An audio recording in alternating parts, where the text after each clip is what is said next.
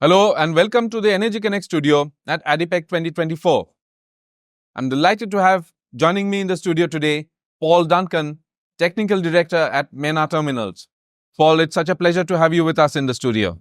Thank you very much for having me. Could you give us an overview of MENA Terminals and what it does?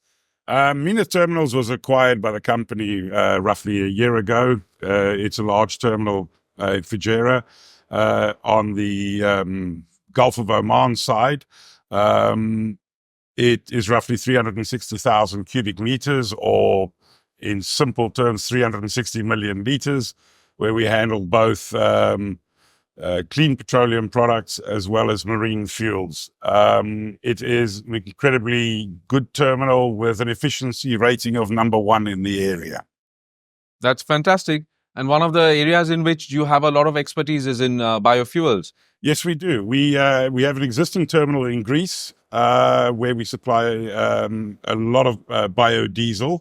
And basically in line with what is happening with the Middle East and sustainability progression, we've decided to replicate that and add a bit more in terms of not just doing biodiesel and biomarine fuels, but now in fact doing bioaviation fuel, which is very, very exciting for us. And what's been the impact of this development? The impact of this development is one, it's aligning with the focus on climate, with the goals of 2050 net zero. And as far as we're concerned, this is not a nice to have project. It's a must-have project. So along those lines, I mean, that's why we're fully committed to it, given that the aviation sector contributes roughly 2 to 3% of all global emissions. And our aim is to play a small part in reducing that. And while that's true when you look at it globally, and here in the UAE, your strategies are also aligned with the Net Zero by 2050 initiative. Absolutely. And what was very encouraging to see at COP28 is how progressive the UAE was in not just signing up to the protocols, but actively driving them. And we've committed ourselves to align with the UAE's stance on this, and in our way, play a small part in the transition, not just of this area, the greater area, and hopefully the entire globe. So we also sit here in an advantageous position where two of the world's biggest international airlines are based here. We know that they use a lot of fuel, and for us, there's a captive market right on our doorstep. And hopefully we can progress things with the various airlines as well as with the government stakeholders as well.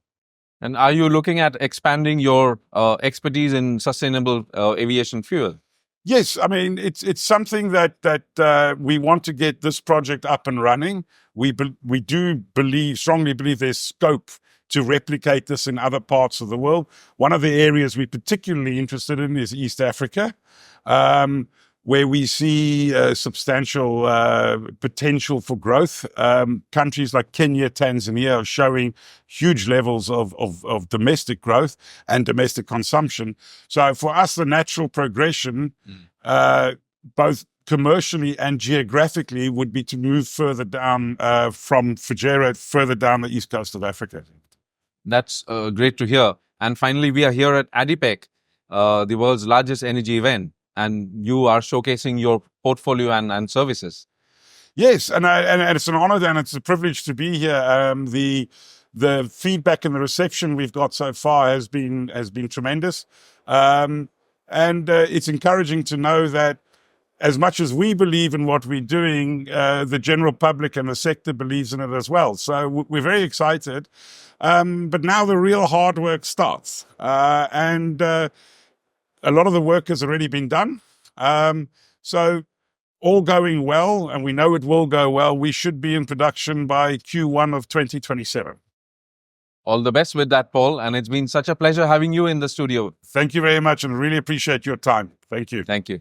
Thanks for watching, and don't forget to follow us on social media and at energyconnects.com. I'll be back with more studio interviews from ADIPEC 2024. Stay tuned.